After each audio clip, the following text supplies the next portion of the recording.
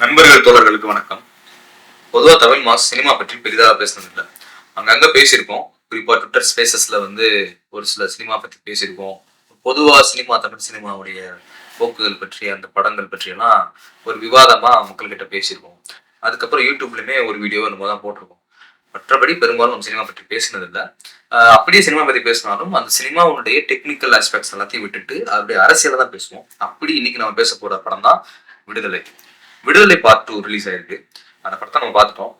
விடுதலை part 1 and part 2 இது ரெண்டையும் சேர்த்து ஒரு கதையா தான் இந்த வீடியோ நம்ம பேசலாம்னு இருக்கோம். பார்ட் 1 பார்க்கும் பொழுது ஏற்பட்டிருந்த தாக்கம் பார்ட் 2ல சற்றே மாறுபடும். ஆனாலும் பார்ட் 2லயும் சில வில்லங்கமான விஷயங்கள்லாம் இருக்கதான் செய்யுது. அதுவும் மறுக்கிறதுக்கு இல்லை.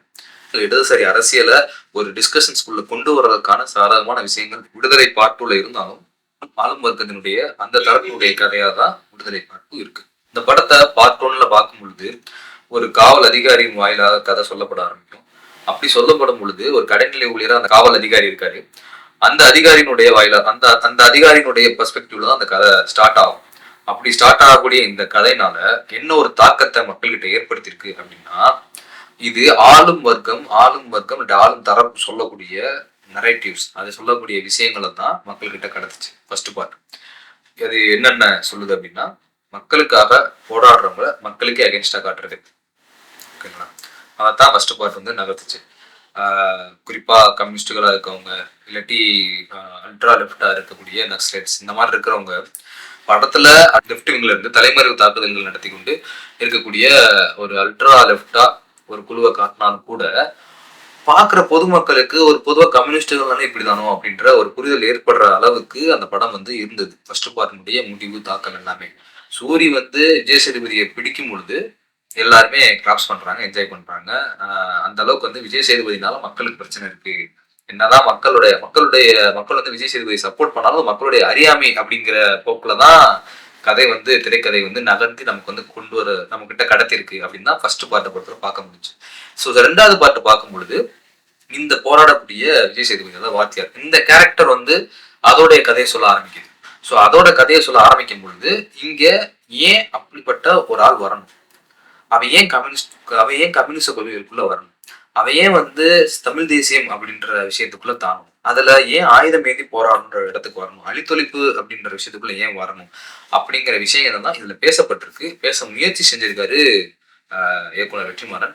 பட் ஆனா அதை வந்து ரொம்ப சீரா ரொம்ப சிறப்பா பேசியிருக்காரா அப்படின்னு கேட்டா அதுல வந்து மாற்று கருத்து இருக்கு. அவர் வந்து இன்னமே நல்லா அடர்த்தியாவே பேசியிருக்கலாம், இல்ல இன்னும் ரொம்ப தெளிவாவே பேசியிருக்கலாம். அந்த இடத்துல அவர் மிஸ் பண்ணியிருக்காரு அப்படின்னு தான் சொல்ல முடியும். ஸோ இதுல ஒரு நல்ல விஷயம் என்ன அப்படின்னா, இந்தியாவில் கம்யூனிஸ்ட் கட்சி ஆரம்பிக்கப்பட்டு அதனுடைய போக்கு மற்றும் அதற்குள்ள இருக்கக்கூடிய முரண்பாடு, அந்த முரண்பாடுனால ஏற்பட்ட பிளவு, இது எல்லாத்தையுமே வந்து ஒரு மினியேச்சர் மாதிரி இந்த படத்துல பார்க்க முடியும். விஜய் சேதுபதி கிஷோர் கூட வந்து சேரும் போது ஒரு கம்யூனிஸ்ட் கட்சியினுடைய தொடக்கமா நம்ம எடுத்து வந்தோம்னா, அதுக்கப்புறம் அவங்களுக்குள்ள ஏற்படக்கூடிய முரண்பாடுனால அவர் பிரிஞ்சு போறது, இதெல்லாமே காட்டப்பட்டிருக்கு. இதை நம்ம இன்னைக்கு ஒரு டிஸ்கஷனா கொண்டு போகலாம். அதாவது ஒரு கம்யூனிஸ்ட் கட்சியினுடைய தோற்றம் எப்படி அப்படின்றதையும், அதனுடைய போக்குகள் ஒவ்வொரு காலகட்டத்தில் அதனுடைய முடிவுகள் எப்படி இருந்துச்சு, அதனுடைய செயல்பாடுகள் எப்படி இருந்துச்சு, அதில் ஏற்பட்ட முரண்பாடுகள் என்னவா இருந்துச்சு, அந்த முரண்பாடுகள் சரி செய்யப்பட்டதா, அந்த முரண்பாடுகள்னால பிரிவு ஏற்பட்டு பிளவு ஏற்பட்டு வேற வேற கட்சிகள் இல்லாட்டி வேற வேற குழுக்கள் உருவாச்சா அப்படின்ற விஷயங்கள் எல்லாத்தையுமே நம்ம வந்து இந்த படத்தின் மூலியமா இன்னைக்கு இருக்க தலைமுறை கிட்ட நம்ம டிஸ்கஷனா கொண்டு போகலாம். இந்த மாதிரியான இன்னைக்கு இருக்க ஜென்ரேஷன்ஸ்க்கு வந்து இந்த விஷயங்கள்லாம் நேரடியா தெரியல. ஏதோ நாங்க தேடி போய் படிக்கிறது மூலமாவும் ஒரு உரையாடல் நடத்துவதன் மூலமாகவும் தான் தெரிஞ்சுக்க முடியுது. அப்படி இங்க இருக்கக்கூடிய இந்த ஜென்ரேஷனுக்கு வந்து இடதுசாரி அரசியல் பற்றி, குறிப்பா 60-70 காலகட்டங்கள் 80 காலகட்டங்கள்ல நடந்த இடதுசாரிகளுடைய நடவடிக்கை, இடதுசாரிகளுடைய செயல்பாடுகள் பத்தி பெருசா தெரியல. அவங்களுடைய அரசியல்ல அவங்களுடைய தாக்கம் என்னங்கிறது இவங்களுக்கு தெரியல, கடத்தப்படல. ஸோ அதை எல்லாத்தையும் ஒரு டிஸ்கஷன் பாயிண்ட் கொண்டு வருது இந்த படம் அப்படிங்கிறத பொறுத்தளவு இந்த படத்தை ரொம்பவே பாராட்டணும். அந்த அடிப்படையில் இந்த படத்தை நான் பாராட்ட முடியும். சில பாராட்டுதலுக்குரிய விஷயங்கள்ல இந்த விஷயங்களையும் சேர்த்துக்கலாம். நீங்க என்ன அப்படின்னா, தலைவனும் இந்த படத்தை ட்ரெய்லர்லேயே வரும், ஒரு தத்துவம் கோட்பாடும் இல்லாத தலைவன் வந்து ரசிகனை மட்டும்தான் உருவாக்குவாங்கிறது இந்த ட்ரெய்லர்லேயே வரும். அது உண்மை, தத்துவம் கோட்பாடு ரொம்ப முக்கியம். அதே மாதிரி ட்ரெய்லர்ல வராத அதே மாதிரி இருக்கக்கூடிய இன்னொரு டைலாக் ரொம்ப முக்கியம். என்ன அப்படின்னா, கோட்பாடும் அமைப்பு ரொம்ப முக்கியம். நீ நல்லவனாவே இருக்கனால மட்டும் இங்க இருந்து சரி பண்ணி தர முடியாது, அதுக்கு அமைப்பும் கோட்பாடு ரொம்ப முக்கியன்றாங்க. ஒரு சில பாசிட்டிவான சில விஷயங்கள் இந்த படத்துக்கு நம்ம சொல்லணும் அப்படின்னா, சங்கம் கட்டுறது எவ்வளவு கஷ்டம் இன்னைக்கும் சாம்சங் போராட்டத்துல தெரியும். சங்கம் வந்து சங்கத்தை பதிகிறதுக்கே எவ்வளவு கஷ்டப்படுறாங்க இன்றைய காலகட்டத்தில் தெரியும். ஸோ அன்றைய காலகட்டத்தில் இருந்த கம்யூனிஸ்டுகள் இல்லாட்டி தொழிற்சங்கவாதிகள் எவ்வளவு கஷ்டப்பட்டு தொழிலாளர்கள்ட்ட பேச்சுவார்த்தை நடத்தி சங்கங்கள் கட்டியிருப்பாங்க. அந்த சங்கம் கட்டும் போது ரியாக்ஷன் என்ன வரும்னு பாருங்க. முதலாளியும் சங்கம் கட்டுவான். இது மாறுதலாகவும் நடக்கலாம். முதலாளிக்கும் சங்கம் இருக்கும், அதுக்கப்புறம் தொழிலாளிக்கும் சங்கம் வரும். இல்ல தொழிலாளி சங்கம் வைக்கிறத பார்த்து முதலாளி எல்லாம் ஆர்கனைஸ் ஆவான், முதலாளி நில உடைமையாளர் எல்லாம் ஆர்கனைஸ் ஆவான். ஆர்கனைஸ் ஆகி என்ன பண்ணுவானா, இவனை சங்கம் வச்சு இவனை இது பண்ண விடக்கூடாதுன்றக்காண்டி கவர்மெண்ட் கிட்ட அவன் தான் நிற்பான். கவர்மெண்ட் அவனுக்கு தான் முதல் சப்போர்ட் பண்ணும். அதையும் இந்த படத்துல காமிச்சிருக்காங்க. அதெல்லாமே ரொம்ப பாராட்டத்திற்குரிய ஒரு விஷயம் தான். அதுக்கப்புறம் பண்ணை அடிமை முறை இல்லாட்டி விவசாய கூலி முறை, அதுல இருக்கக்கூடிய பிரச்சனைகள் எல்லாமே தொட்டிருக்காங்க, அதெல்லாமே பேசியிருக்காங்க. ஸோ அந்த பிரச்சனைகள் எல்லாத்தையுமே பார்க்கும் பொழுது ஒரு விஷயம் அதுல பாராட்டுதலுக்குரிய ஒரு விஷயம் இருக்கு. என்ன அப்படின்னா, ஒடுக்கப்படக்கூடிய இல்லாட்டி தலித் மக்களா இருக்கக்கூடியவங்க விவசாய கூலிகளாக விவசாய நிலங்கள்ல வேலை பார்க்கும்போது வேலை நிறுத்தம் செய்யறாங்க, கூலி உயர்வு கேட்டு அல்லது அவங்களுடைய உரிமைகளுக்காக வேலை நிறுத்தம் செய்யறாங்க.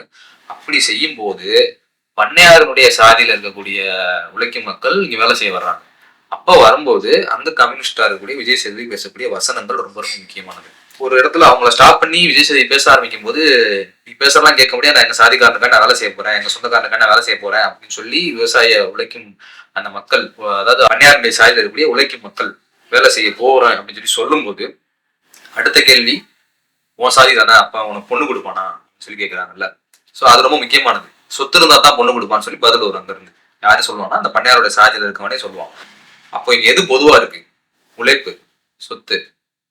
சோ உன்னுடைய உழைப்பு தான் பொது, அதன் அடிப்படையில் நீ ஒன்று சேரணுமே தவிர உன் சாதி பொதுன்னு சொல்லி நீ ஒன்று சேரக்கூடாது அப்படின்னு சொல்லக்கூடிய இந்த இடமும் ரொம்ப முக்கியமா வரவேற்கப்பட வேண்டிய ஒரு இடம் தான். அதே போல ஃபர்ஸ்ட் பார்ட்ல இருந்து செகண்ட் பார்ட் வரைக்கும் அரசனுடைய பியூரோக்ராட்ஸ், அந்த அரசனுடைய கட்டமைப்பு, அதனுடைய அதிகார மையம், அந்த சீஃப் செக்ரட்டரியேட் என்ன பேசுவாரு, எப்படி பேசுவாரு, எதை காட்டணும் எதை காட்டப்படணும் அப்படிங்கிறத எப்படி காட்டப்படணுங்கிறத அவர் டிசைட் பண்றதுலாம் ரொம்ப பியூட்டிஃபுல்லா ரொம்ப சூப்பரா காமிச்சிருக்காங்க. அதெல்லாம் மாற்றுக்கிறதே இல்லை, அதெல்லாம் பாராட்டியே தீரணும். அதை தவிர்த்து இந்த படத்துல முரண்பாடுகளான பல விஷயங்களுமே இருக்கு. உதாரணத்துக்கு சொல்லணும் அப்படின்னா, மஞ்சு வாரியருடைய கேரக்டர் இனிஷியலா சில போர்ஷன்ஸ் மட்டும் மணலூர் மணியம்மை அவங்கள அட்டையருக்கு ரெஃபரன்ஸா எடுத்திருக்கிற மாதிரி பார்க்க முடியுது. அதை தவிர்த்து மற்ற இடங்கள் எல்லாமே அந்த அளவுக்கு இல்லை. அவங்களோட கதையும் இதுக்கும் சம்மந்தமே இல்லை. ரெண்டுமே மாறுபடுது. சொல்லப்போனா மஞ்சு வாரியர்னுடைய போர்ஷன் ரொம்ப ரொம்ப ஒரு ப்ரோக்ரெசிவான ஒரு போர்ஷனா இனிஷியலா காட்டப்படுது. போக போக போக போக அதுவுமே நல்லிஃபை ஆகிடுது. நல்லிஃபை ஆகி அது எப்படி ஆகுதுன்னா, ஒரு சாதாரண ஒரு பெண்மணியாக தான் காட்டப்படுது. ஈவன் அவங்க ஒரு முக்கியமான லிட்ரேச்சர் எல்லாம், ஸ்ட்ராங்கான லிட்ரேச்சர் எல்லாம், தேசிய இனங்களின் சுயநிர்ணயத்தெல்லாம் டிரான்ஸ்லேட் பண்ண போதும் கூட அவங்கள ஒரு சாதாரண ஒரு பெண்மணியா தான் கடைசி காட்டி முடிக்கிறது. பெண்கள் மத்தியில இது அவங்க அவங்க அவங்க அரசியல் மயப்படுவதை இது ஏதோ மடைமாற்றம் செய்யறது, இது வயலேட் பண்ற விதமா தான் இது அமையுது. அதே நேரத்துல இப்ப நம்ம சொன்ன மாதிரி ஸ்டேட்டோடைய விஷயத்தை ஃபுல்லா காமிச்சாங்க. இந்த பியூரோக்ராட்ஸ் எப்படி பேசுவாங்க, எதை காட்டணும் எதை காட்டப்படக்கூடாது, இந்த விஷயங்கள்லாம் நம்ம சொன்னோம். அதுக்கு அடுத்து என்ன பண்ணுது இந்த படத்துல, எங்க சிக்கல் வருது அப்படின்னு கேட்டீங்கன்னா, ஸ்டேட்டினுடைய தலைமை ஒரு முடிவு எடுக்குது.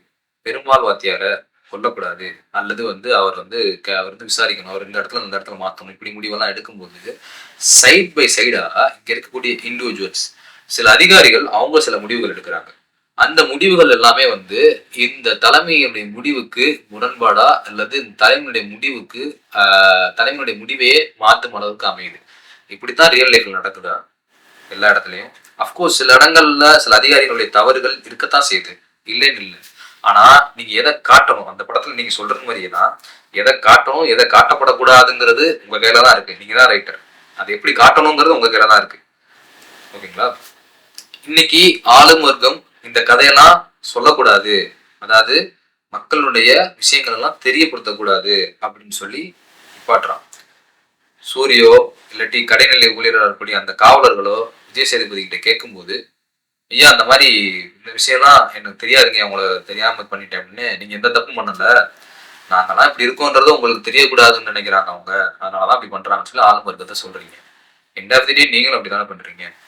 ஒரு விஷயத்த சொல்றீங்க அப்படின்னா அது முழுமையா அதனுடைய ஆழம் தெரிஞ்சு அந்த ஆழத்தை தெளிவா வைக்கணும். அந்த தெளிவு இந்த படத்துல ரொம்ப ரொம்ப மிஸ் ஆகுது. ஒண்ணு, நீங்க நினைச்சு இந்த படத்தை ஒரு படமா எடுக்கிறேன், அதனால நான் கமர்ஷியலா எடுக்கிறேன், அதனால ஒரு மெயின் ஸ்ட்ரீம்கான படமா நான் எடுக்கிறேன், அதனால இந்த படத்தை நான் சுருக்கி 2 பார்ட்டா கொடுக்குறேன், அதனால எனக்கு இவ்வளவு விஷயம்லாம் சொல்ல முடியும், இதுவே அதிகம் பாருங்களேன் அப்படின்னு நீங்க நினைச்சீங்கன்னா நான் சொல்லுவேன், இந்த படத்துக்கு என்னால ஒத்துக்க முடியும், ஸ்கிரீன் பிளே எழுதுறது கஷ்டம் தான் கதைக்கு. ஸ்டில் நீங்க இன்னும் கொஞ்சம் மெனக்கெட்டு இருந்தீங்கன்னா ரொம்ப தெளிவான ரொம்ப சூப்பரான ஸ்கிரீன் பிளே இருக்கலாம். இந்த டிராஃப்ட்ல இருந்து இன்னொரு டிராஃப்ட் போயிருந்தீங்கன்னா நீங்க மேபி இதை நல்ல ஸ்கிரீன் பிளேவா கொண்டு வந்திருக்கலாம். எப்படி கொண்டு வந்திருக்கீங்கன்னா ஒரு படமா சித்தாந்த தெளிவு இல்லாட்டி அந்த அரசியல் தெளிவுலாம் அதுல இருக்குமான்னு கேட்டா தெரியல. படமா பார்க்கும்போது ஒரு நீங்க ஒரே பார்ட் அதை கன்சீவ் பண்ணி நீங்க கொடுத்துருந்துருக்கலாம். அப்படி கொடுக்கும்போது இந்த படம் விறுவிறுப்பாகவும் இன்னும் இம்பாக்ட்ஃபுல்லாகவும் இருந்திருந்திருக்கும் ஒண்ணு. அப்படி இல்ல விஷயங்கள் சொல்லப்படுற நிறைய இருக்கு அப்படின்னு நீங்க நினைச்சீங்கன்னா உங்களுக்கு என்ன பஞ்சமா, நீ பாட்டுக்கு நெட்ஃபிளிக்ஸ்லயோ இல்ல அமேசான் பிரைம்லயோ இல்லாட்டி ஜி தமிழ்லயோ இல்லாட்டி எதுலயோ ஒண்ணுல நீங்க வந்து தெளிவா ஒரு வெப் சீரிஸா எடுத்துருக்கலாம். அதுக்கப்புறம் நீங்க தியேட்டருக்கு ஒரு படமா கூட அந்த இதை கொடுத்துருந்துருக்கலாம். அப்படி நீங்க வெப் சீரிஸா எடுக்கும்போது ஆரம்பத்துல அதாவது அந்த கருப்பனுடைய கதை இருக்குல்ல அங்க தொட்டு இன்னைக்கு அந்த அவரை சுட்டு கொண்டாங்க பாத்தீங்களா, அது வரைக்கும் உள்ள கதையை ஒவ்வொரு எபிசோடா நீங்க சொல்லும் போது அதை நீங்க இன்னும் ரொம்ப தெளிவாவே உங்களை சொல்றதுக்கான ஸ்பேஸ் கிடைச்சிருக்கும். ஸோ நம்ம ஒரு கதையை எடுக்கிறோம், ஒரு பிளாட்டை எடுக்கிறோம் அப்படின்னா அந்த பிளாட்டும் அந்த கதையும் தான் தீர்மானிக்கணும். இது படமா வரப்போதா, ஒரு ஷார்ட் ஃபிலிமா வரப்போதா, அல்லது இது ஒரு வெப் சீரிஸா வரப்போதா அப்படிங்கிற அடர்த்தி அதுக்குள்ள இருக்கான்றத அதுதான் தீர்மானிக்கணும். ஷூட்டிங் ஸ்பாட்டுக்கு போயிட்டு அது தீர்மானிக்கும் அப்படின்னு சொல்லி நீங்க நினைச்சீங்கன்னா அது இந்த மாதிரியான ஒரு ஒரு ஒரு குழப்பத்தை உண்டு பண்ணக்கூடிய ஒன்னா தான் வரும். அது உங்களுடைய ரசிகர்களுக்கு வேணா பிடிக்கலாம், ஆனா அதை தெளிந்து ஆழ்ந்து சினிமா பார்க்கக்கூடிய உங்களுக்கு வந்து இது துலுக்கா தெரியுது. இது முழுக்க முழுக்க சிறைக்கதையில ஏற்பட்டக்கூடிய ஃபெயிலியர்ஸ் நிறைய அதுல இருக்கு. புரிதல் இல்லாமையால எடுத்துக்கப்பட்டக்கூடிய ஃபெயிலியர்ஸ் நிறைய இருக்குன்னு புரியுது. எனக்கு புரிஞ்சிருக்கு தெரியும், ஆனா நான் அதை வந்து வேணும்னே நாலு மறுக்கிறதுக்கு சாதகமா அந்த படத்தை எடுக்கிறேன் அப்படின்ற போக்கு இருக்காங்கிறத நீங்க தான் சொல்லணும், எனக்கு தெரியல. பட் ஸ்டில் ஒரு நான் லீனியர் நரேட்டிவ் இருக்கக்கூடிய ஒரு கதையில வரலாற்று விஷயங்களை சொல்லும் போது நம்ம அதை வந்து ரொம்ப கேர்ஃபுல்லா ஹேண்டில் பண்ணுவோம். இப்ப அவருடைய 60 வயசை நீங்க காட்டும் போது அவர் 20 வயசுல என்ன பண்ணாருன்றத செகண்ட் ஹாஃப்ல காட்டுங்க, இல்ல கிளைமேக்ஸ்ல காட்டுங்க, இல்லாட்டி படம் முடிஞ்சு எண்டு நோட்ல கூட போடுங்க, பிரச்சனை இல்லை. ஆனா 20 வயசுல என்ன பண்ணாருங்கிறத நீங்க உண்மையா காட்டணும். 60 வயசுல என்ன பண்ணாருங்கிறத உண்மையா காட்டணும். நான் லீனியர்ன்ற நரேஷன் நீங்க பிரச்சனை இல்லை, ஆனா அதை நீங்க அதுல நீங்க சொல்லிருக்கக்கூடிய விஷயங்கள் தான் பிரச்சனையா இருக்கு. அதுதான் இங்க பேசப்படும். ஸோ இங்க நான் லீனியர்ல இப்ப படம் எடுக்கிறதையோ அல்லது வந்து இந்த மாதிரியான ஒரு நரேஷன் இருக்கிறதையோ வந்து கம்யூனிஸ்டுகள் வரட்டத்தனமா பாக்குறாங்க, இல்லாட்டி இந்த மாதிரியான புரிதல் உள்ளவங்க வரட்டத்தனமா பாக்குறாங்க அப்படின்னு சொல்லி நீங்க நினைச்சீங்கன்னா அது ரொம்ப தவறானது. நான் லீனியரா இருக்கட்டும் இல்ல மேஜிக்கல் ரியலிசமா இருக்கட்டும், எல்லா நரேஷனுமே ஒரு கலை வடிவம் தான். அந்த வடிவத்தை பயன்படுத்தி நீங்க ஒரு விஷயத்தை எப்படி சொல்றீங்க, என்ன சொல்றீங்க, முன்னுக்கு பின் முரண் இல்லாம வைக்கிறீங்களான்றதான் விஷயமே. நீங்க ஒரு டிஸ்கிளைமர் போட்டு நான் வந்து எடுத்திருக்க இந்த கதையில எந்த ஒரு வரலாற்று சம்பவமும் இல்லாட்டி வரலாற்று மனிதர்களையும் நான் வந்து பதிவு பண்ணல, உயிரோட இருக்கவங்களே செத்தவங்களே இல்லை, அப்படி இருந்தா தற்செயல் சொல்லி நீங்க சொல்றது ஒரு முதுகெலும்பு இல்லாத ஒரு தன்மையை தான் காட்டுது. ஏன்னா இருக்க உண்மையான ரியல் இன்சிடென்ட் செயல் விபத்துல ஆரம்பிச்சு அங்க இருக்கக்கூடிய போலீஸ் படைகளை குவிச்சு வச்சிருக்கல ஆரம்பிச்சு ஒவ்வொன்றுமே ரியல் இன்சிடென்ட்ஸை வச்சுக்கிட்டு அதுல வந்து வரலாற்று மனிதர்களை உதாரணத்துக்கு கலிய பெருமாள், வீரப்பன், பிரபாகரனை கூட சில இடத்துல நீங்க வந்து பிரபாகரன் ரெஃபரன்ஸ் கூட சில இடத்துல வைக்கிறீங்க. அப்போ இப்படியெல்லாம் நீங்க வந்து ஒருத்தர் இல்லாம இன்னொருத்தர போறீங்க. இவர் வரலாறுக்கும் இவர் வரலாறுக்கும் எவ்வளவு வித்தியாசம் இருக்கு, இவரோட வாழ்க்கைக்கும் அவரோட வாழ்க்கைக்கும் எவ்வளவு வித்தியாசம் இருக்கு, ஓகேங்களா? அப்ப அவங்க எல்லாம் தமிழரசன் கொண்டு வரீங்க. இப்படி எல்லாத்தையும் கொண்டு வந்துட்டு திரும்ப வந்து இது வந்து கற்பனை அப்படின்னு சொன்னா என்ன அர்த்தம்? சோ கற்பனை கதாபாத்திரங்கள் வரலாம் கதையில.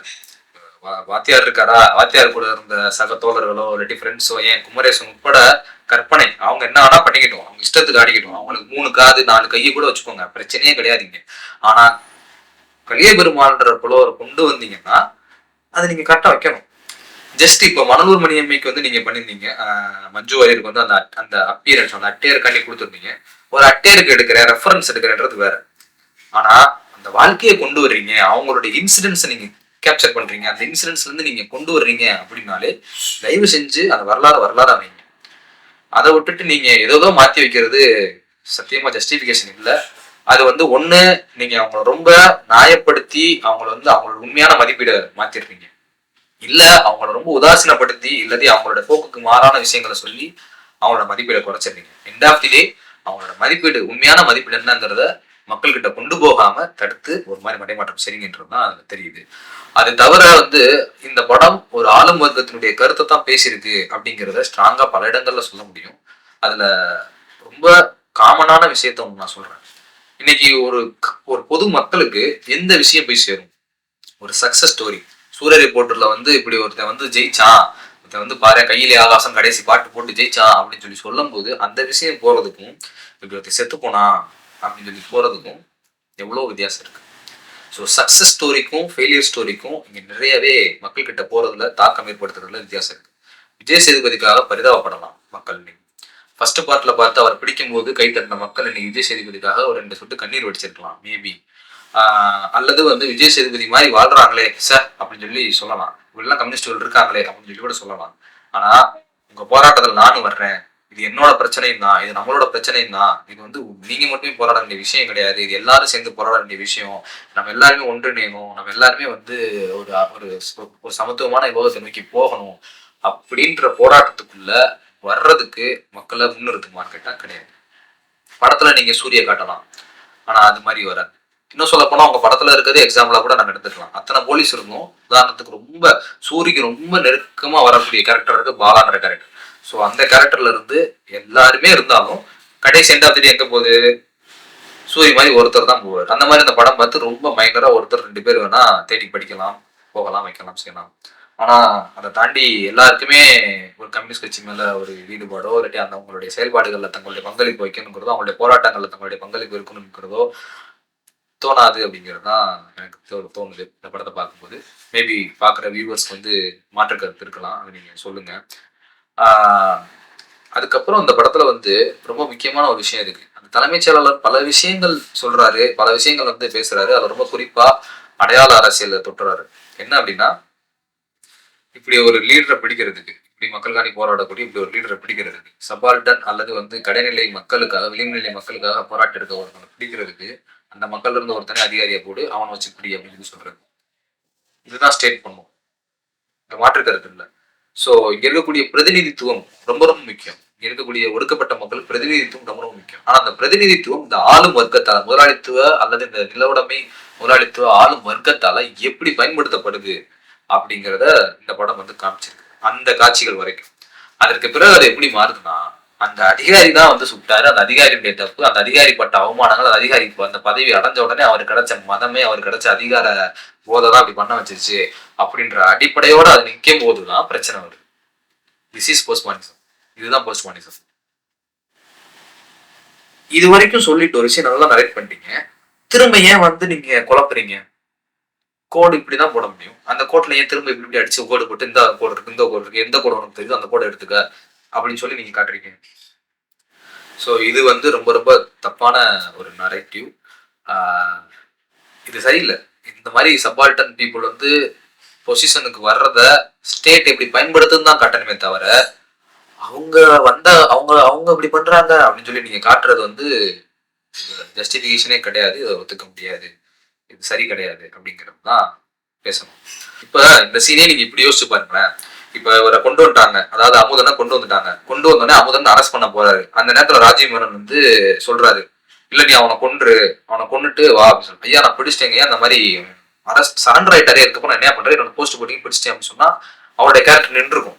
ஸ்டேட் தான் அவர் கையை பிடிச்சு சுட வச்சிருக்கு அப்படின்னு சொல்லி வைக்கும்போது, எப்படி பாரு ஒரு சப்பால்டன் தான், இல்லாட்டி ஒரு தலித் மக்கள் இல்லாட்டி ஒரு ஒடுக்கப்பட்ட மக்களுக்காண்டி போராடினவன ஒடுக்கப்பட்ட மக்களை வச்சே சுடுறான் பாரு இந்த அரசு அப்படின்றதான் போயிருந்திருக்கும், ஆளும் வர்க்கம் சுடுறான் பாரு அப்படின்னு தான் போயிருந்திருக்கும். ஆனா இது எப்படி போயிடுச்சுன்னா, இவர் கோவத்துல சுட்டாரு, அவங்க என்ன பண்ணுவாங்க, திரும்ப ஆளும் வர்க்கத்துக்கு சாதகமான கருத்தா தான் போகுது. ரெண்டாவது, ஒரு அழித்தொழிப்பு அப்படின்ற பாதைக்குள்ள போகக்கூடிய முரண், அதுல ஏற்படக்கூடிய விஷயங்கள், அதுல போறாரு விஜய் சேதுபதி. அப்படி போறதுக்கான விளக்கங்கள் சரியா கொடுக்கப்படல. அதே மாதிரி அவர் கடைசி சொல்லக்கூடிய டைலாக்ஸுக்கான விளக்கங்கள் சரியா கொடுக்கப்படல. எல்லாமே ஒரு டக்கு டக்கு டக்கு டக்குன்னு ஃபாஸ்டா பேஸா போற மாதிரி இருக்கு. அது எல்லாமே வந்து மக்களுக்கு டைஜஸ்ட் பண்ணிக்கிறதுக்கு ரொம்ப ரொம்ப கஷ்டம். ஸோ இந்த விஷயங்கள் எல்லாமே டீப்பா பேசப்பட வேண்டிய விஷயங்கள். இந்த படம் வந்து ஒரு போஸ்ட்மானிஸ்ட் நரேட்டிவ் உள்ள ஒரு படம் அப்படின்னு சொல்லி பேசுறதுக்கு ஒரு பெஸ்ட் எக்ஸாம்பிள் விடுதலை. என்னங்க அது கம்யூனிஸ்ட் கட்சியை காட்டியிருக்காங்க, விடுதலை எல்லாம் பேசுறாங்க, மார்க்சியம் எல்லாம் பேசுறாங்க, தத்துவம் பேசுறாங்க, இதை போய் எப்படி போஸ்ட்மானிசம் படம் சொல்லுவீங்க? ஒரு லெஃப்ட் விங் டைரக்டர் தானே, இது ஒரு லெஃப்ட் படம் தானே அப்படின்னு சொல்லலாம். இங்க பாரு ஒரு கம்யூனிஸ்ட் எவ்வளவுதான் கஷ்டப்படுறாங்க, அவங்களுடைய குடும்ப வாழ்க்கை எவ்வளவு கஷ்டப்படுது, அவங்க மக்களுக்காக எவ்வளவு கஷ்டப்பட்டு போராடுறாங்க, எவ்வளவு அடிகளை தாங்குறாங்க, எவ்வளவு தலைமுறை வாழ்க்கை வாழ்றாங்க அப்படின்னு பார்க்கக்கூடிய ஆடியன்ஸ் பார்ப்பாங்க. அதே நேரத்துல இவ்வளவு மோசமான ஒரு வாழ்க்கையை வாழணுமா? இவ்வளவு பண்ணியும் கடைசி செத்துதான் போகணுமா? இவ்வளவு போலீஸ் நெருக்கடிக்குள்ள இருக்கணுமா? இத்தனை பேரை கொல்றாங்களே, இத்தனை மனுஷங்களை கொல்றாங்களே, என்னதான் இருந்தாலும் மனுஷனை போய் ஒரு மனுஷன் எப்படி கொல்றது தப்பு தானே அப்படின்னு சொல்லி பார்க்கக்கூடிய பார்வையும் ஏற்படும். ஸோ இது இது என்ன மாதிரியான ஒரு கதை வடிவம், என்ன மாதிரியான கதை போக்கு அப்படின்னு கேட்டீங்கன்னா, பின்னவீனத்துவம் செய்யக்கூடிய வேலை. ஒரு பின்னவீனத்துவ இயக்குனரா தான் நான் வந்து வெற்றிமாறனையும் பார்க்குறேன். ஸோ அவர் செய்யக்கூடிய வேலை என்பது இப்படியாத்தான் இருக்கு அவருடைய படங்கள்ல. குறிப்பா அந்த விடுதலை 1, விடுதலை 2ல ரொம்ப எக்ஸ்ட்ரீமா வெளிப்பட்டிருக்கு அப்படின்னு தான் பார்க்க முடியும். எல்லா விஷயங்களும் வைக்கிறது. இப்போ தமிழ் தேசியமா அதுவும் இருக்கும், கம்யூனிசமா அதுவும் இருக்கும். இடையில லைட்டா ஒரு சில டைலாக்ல திராவிட இயக்கங்கள், திராவிட சங்கங்கள் பத்தி அதை பத்தியும் இருக்கும். சேம் டைம் வந்து ஆளும் வர்க்கத்தினுடைய அந்த போக்குகள், ஆளும் வர்க்கத்தினுடைய கருத்துக்கள் அதுவுமே இருக்கும். இது எல்லாத்தையும் ஒரே தட்டில் வந்து வச்சிட்டீங்கன்னா ஒவ்வொருத்தரும் உங்களுக்கு தேவையான எடுத்துட்டு போறது அப்படின்ற மாதிரி இன்னைக்கு இருக்கக்கூடிய ஜென்ரல் நரேட்டிவ் இல்லாட்டி ஜென்ரல் புரிதல், பொது புரிதல் அப்படி இருக்கலாம்.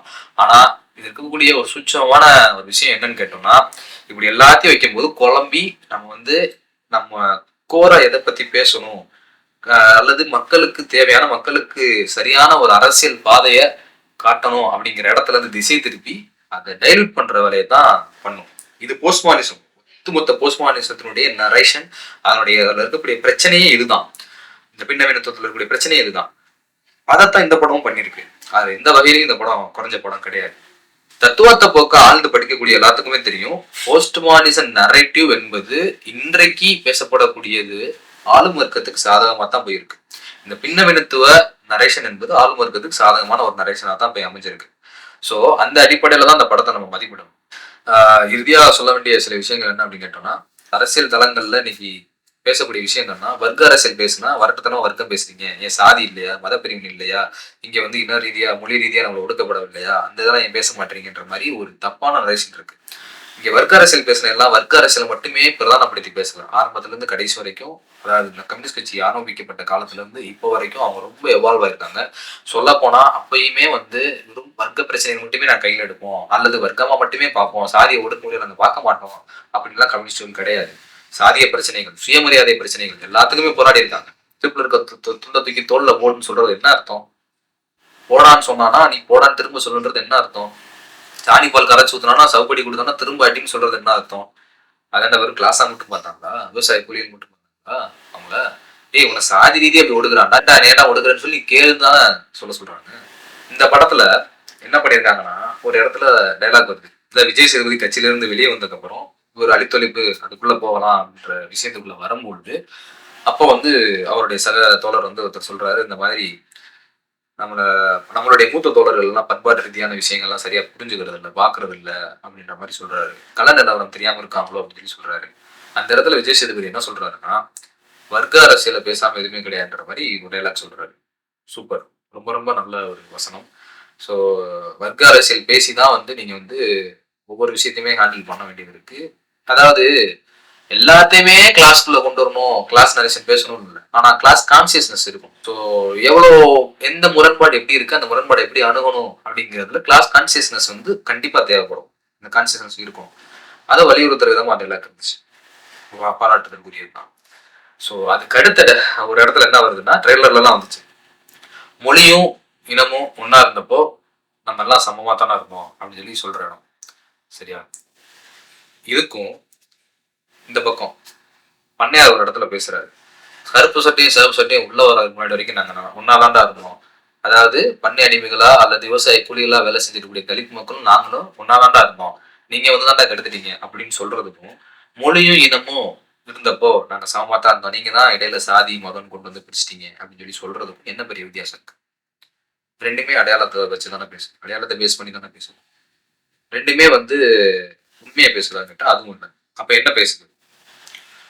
மொழியும் இனமும் ஒன்னா இருந்தப்போ ஒன்னாதான் இருந்தோம் அப்படின்னு சொல்லி சொல்றீங்கல்ல, தேசிய இனங்கள் சுய நிர்ணயத்தை அந்த படத்துல காட்டுறீங்க. தேசிய இனங்கள் சுய நிர்ணயத்தை பத்தி டைலாக்ல பேசுறீங்க.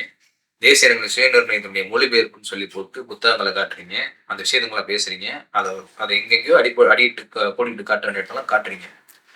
அதெல்லாம் வாழ்த்துக்கள். அப்படி காட்டுற நீங்க அதை கொஞ்சமா படிச்சிருந்துருக்கலாம்ன்றதான் என்னோட அட்வைஸ். ஏன் அப்படின்னா, லெனின் எழுதிய தேசிய சுய நிர்ணயமா இருக்கட்டும், உண்மையா இருக்கட்டும், அல்லது ஸ்டாலின் எழுதிய தேசிய இனங்களின் கோட்பாடுగా இருக்கட்டும், அல்லது தேசிய இனங்கள் பற்றியான கேள்விக்கான பதில்கள், இந்த மாதிரி விஷயங்கள், இந்த புத்தகங்கள்லாம் இருக்கும், இது எல்லாத்துலையும் படிச்சாலும் வெறும் மொழி இனம் இந்த 2 ஃபேக்டரை மட்டும்தான் அடிப்படையா வச்சிருந்தாங்களா அவங்களுடைய நிர்ணயத்துக்கு, அவங்களுடைய வரையறைக்கு, தேசிய இனங்களுக்கான வரையறைக்கு இது 2 மட்டும்தான் அடிப்படையா வச்சிருந்தாங்களா? காமனான பொதுவான மொழி அண்ட் பொதுவான இனம் இது 2 இருந்துட்டா மட்டும் போதும் நீ தேசிய இனம் உன்னை அறிவிச்சுக்கலாம் அப்படின்னு சொன்னாங்களா? எவ்வளவு எக்ஸாம்பிள்ஸ் அயர்லாந்து இங்கிலாந்து எக்ஸாம்பிள்ஸ்ல ஆரம்பிச்சு அவங்க எவ்வளவு எக்ஸாம்பிள்ஸ் கொடுத்திருந்தாங்க, எவ்வளவு விஷயங்கள் பேசியிருந்தாங்க. அப்ப அவங்க சொன்ன ஃபேக்டர்ஸ் எல்லாம் என்ன, இது எல்லாத்தையும் குறித்து நம்ம டிஸ்கஸ் பண்ணலாம்ல, பண்ண வேண்டியது இருக்குல்ல. உங்களுக்குமே ஒரு முழுமையான புரிதல் இல்லாம ஒரு முழுமையான தெளிவு இல்லாம தானே அந்த விஷயத்த சொல்றீங்க. இது என்ன வாதம்னா பிலிஸ்டைன் வாதத்துக்கு தான் போகுது, ஒரு அற்பவாதம் அல்லது பழமைவாதத்துக்கு தான் போகுது. உங்களுக்கு தேவையான பண்பாட்டு ரீதியான சில விஷயங்களை அடையாளங்களை மட்டும் வச்சுக்கிட்டு அதை முன்னிறுத்தி அது காமனா தானே இருந்துச்சு, அப்ப நம்ம எல்லாமே காமன் தான் அப்படின்னு சொல்றது அப்படி இல்லை.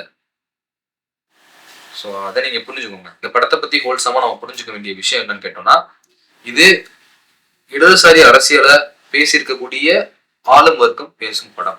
இடதுசாரி அரசியல்னா என்ன, அதோட போக்கு எப்படிலாம் இருந்துச்சுன்னு சொல்லி காட்டிக்கொண்டு அதே நேரத்துல ஆளும் வர்க்கம் என்னவா காட்டப்படணும், ஆளும் வர்க்கத்துக்கு ரொம்ப சாதகமா எடுக்கப்பட்ட படம். அதனாலதான் இந்த படம் மெயின் ஸ்ட்ரீம்ல வந்து வருது. அதனாலதான் அந்த படத்தை ரெட் ஜெயின் உட்பட எல்லாருமே டிஸ்ட்ரிபியூட் பண்றாங்க. அதனாலதான் அந்த படம் வந்து இன்னைக்கு திரையரங்கல்ல ஓடிக்கிட்டு இருக்கு, எந்த ஒரு பெரிய தடைகள் எதுவும் பெருசா இல்லாம. தொடர்ந்து இந்த படம் குறித்தும் இந்த படம் பேசியிருக்கக்கூடிய விஷயங்கள், குறிப்பா இந்திய கம்யூனிஸ்ட் கட்சியினுடைய வரலாறு, தேசிய இனங்கள் சுய நிர்ணய உரிமையா இருக்கட்டும், தேசிய இனங்கள் பற்றியான கேள்விகள் அதை பற்றியான விளக்கங்கள் எல்லாமே இருக்கட்டும், இதெல்லாம் நம்ம வந்து ரீட் பண்ணோம். புத்தகவாசிக்குள்ள தமிழ் மாசனுடைய ட்விட்டர் ஸ்பேஸ் தான் நம்ம ரீட் பண்ணதுலாம். இது எல்லாமே யூடியூப் தளத்துக்குமே இப்போ நம்ம உரையாடல்களா ஒரு விவாதமா பேசலாம், தோழர்களையுமே இன்வைட் பண்ணலாம். ஸோ இந்த படத்தை குறித்து நிறைய விஷயங்கள் நம்ம பேசலாம், அதை அடுத்தடுத்த வீடியோவில் நீங்கள் பார்க்கலாம், மற்ற விஷயங்கள் நம்ம பேசலாம். இந்த வீடியோ ஃபுல்லாக பார்த்துட்டீங்கன்னா ரொம்ப ரொம்ப நன்றி. ஏதாவது தவறாக சொல்லியிருந்தேன், இல்லாட்டி உங்களுக்கு முரண்பட்ட கருத்துக்கள் சொல்லியிருந்தேன் அப்படின்னா நீங்கள் அதை கமெண்ட்ஸில் சொல்லுங்கள், தெரியப்படுத்துங்க. நம்ம தொடர்ந்து பேசலாம். அடுத்தடுத்த வீடியோக்களில் பதில் சொல்ல முயற்சி பண்ணுறோம். இது போல வீடியோக்கள் எல்லாமே இனிமேல் வருங்காலங்களில் நிறைய வர இருக்கு. தொடர்ந்து தமிழ் மாசம் ஆதரவு. நன்றி.